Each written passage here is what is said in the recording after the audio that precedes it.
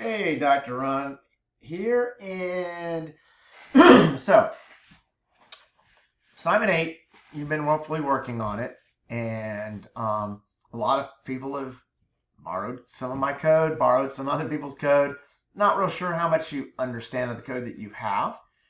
I want you to understand it. You need to understand it because you're going to need to use this type of code in the future to do things that you will need to do. So let's go through this and look this up. First thing is we're going to use two libraries, Pandas and NumPy. All right, straightforward.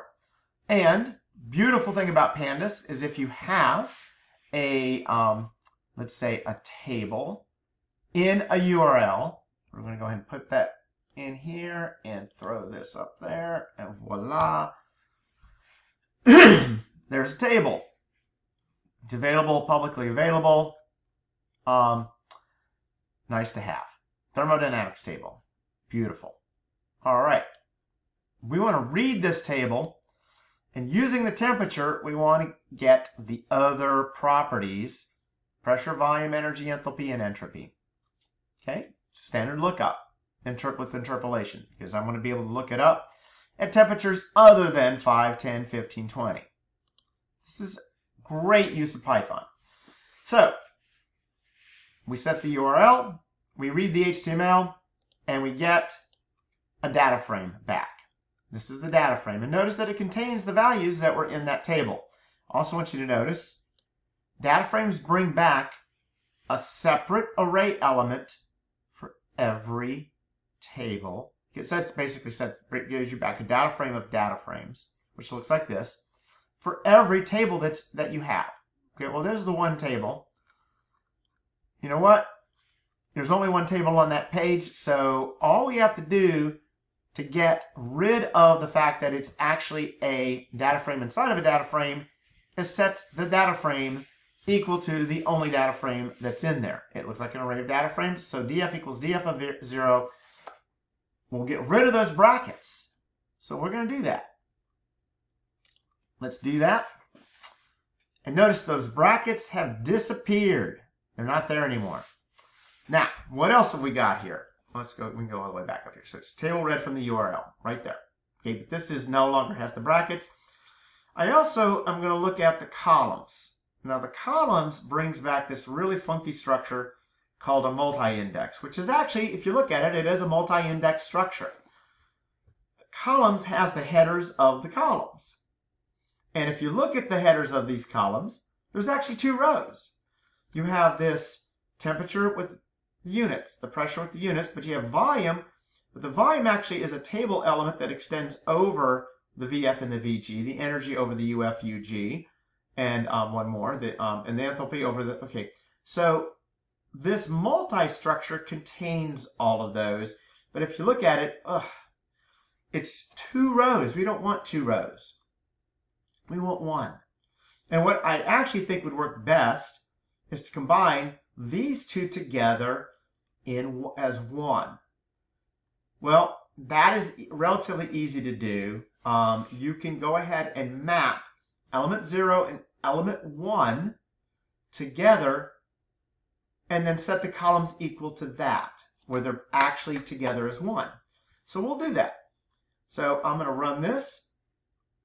Uses the old stuff. Okay, so now it's no longer this funky multi-index. It's now an index, and if you look at the index, it combined those two elements. Now, if I had actually put, like, say, something different here, like an underscore, and I ran this, it would come back with the underscores. I don't want to do that. Actually, the underscores is if I put, I can't put a slash because that actually has a meaning too. But let's just leave the 0. Leave it blank because that actually is the way I want it to look.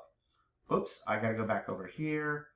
Rerun that because I actually had already changed the variable, and now I need to come back down here and rerun this.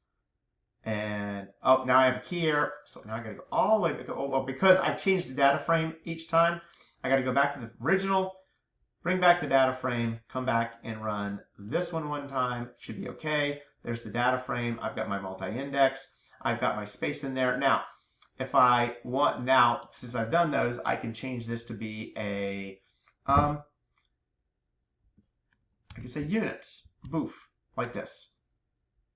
and then run that, and now it's going to have pressure units, megapascal volume units. Okay, well that actually is units, so that makes no sense. Go back to the top, run it all one more time. I'm going to change that code one more time. And if I didn't want it to air out on me here, I would have to, each time I set the data frame, anything in the data frame to be something else, I would have to change the name of the thing that I'm assigning it to. I'm not going to do that. Okay, now we're good.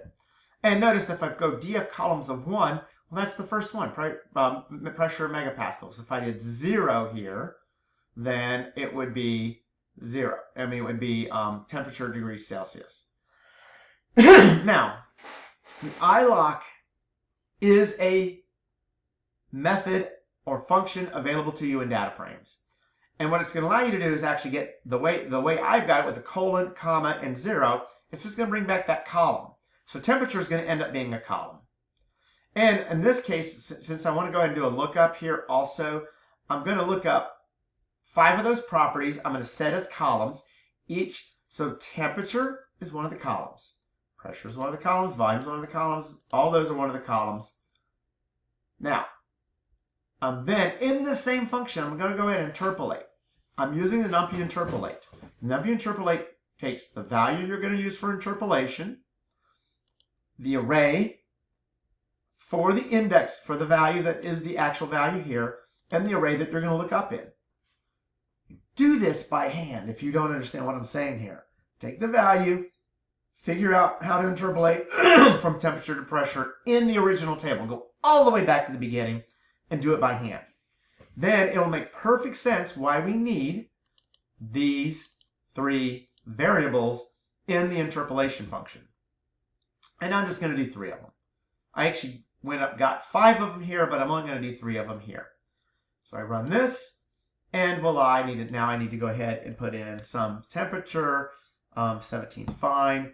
And I get back the pressure, volume, and energy. Okay. With those headers that go with those columns that give me these. Now, I know some of you are thinking, wow, he's got to do this, a separate function call for every single column in that table. So I'm going to have, for every column in the table, I'm going to have it set to a variable. Every column in the table, I'm going to make a call to the interpolation function with the actual index array and the other array. But I don't have to do that. So here's what I can do. First thing I can do is I can just make a blank array. I've got a blank array called all values. Actually, I could call it all columns. Okay. And I'm going to go through all the columns and I'm going to append them as arrays into all values. I could probably stop here and actually look at that. But I'm going to go one step further. I'm going to create 2 new arrays called solutions and headers. And in solutions, I'm going to go ahead and get df ilock 0 was the temperature column. df ilock 1 was the column of what we want to calculate. Notice this code here does not rely on this code here. I'm just demonstrating how you can take all those columns and set them in, create an array of all those columns. Okay. Here, I'm going to demonstrate how I can get each of the solutions and the headers from these variables, either from the columns directly, or in this case, I went down and got it from the headers and the solutions that I created up here. So now I run this, and voila, I have the calculations at the value of temperature that I entered earlier, because the variables do carry from one of the code blocks to the other code blocks. And what it's going to do here is it goes through each of the columns and prints out the header and the value that you calculated at the temperature that you had. Of course, I could format it a little bit nicer. And I also want you to look at the all values, which I put into an array right here.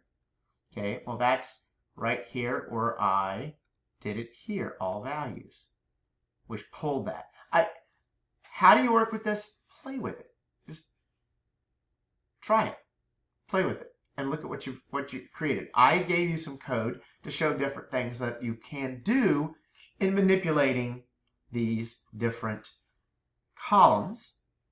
You can also manipulate rows in the data frame that is the original table that you had. So in reality, the only code that I needed, well, actually, I could even simplify this down to about 2 lines, three lines of code. So the entire thing could be simplified down to reading in the data frame and then getting rid of the outer brackets. And wow, I'm actually saying I could do this entire thing in 4 lines of code. I'm not going to do that. I want you to understand how to do it and how to simplify as you go along. That this did the same thing that this stuff down here did, except that this said, oh, I don't need to create all these extra variables to do this because I can just toss it all into an array and do it that way. All right. If you've worked on this problem, this should all make at least some sense to you because you've worked your way through this code. If you haven't worked your way through this code, work your way through this code until you understand it. It will make your life a lot simpler. You're really only dealing with data frames, the interpolation function. As an engineer, you should know the interpolation, and arrays, and putting stuff in arrays. I put the headers in an array, I put the solutions in an array, I put the columns in an array, all that. Look at the NP interpolation function and look what it takes. It takes XP and FP, and it tells you, okay, this is one of the things that actually is worth, I don't know if I've actually got the, I want to go here, I want you to see the interpolation function. Okay, there it is, NumP. You can't see it. Look at the interpolation function in NumP, and it says XP and FP are array-like.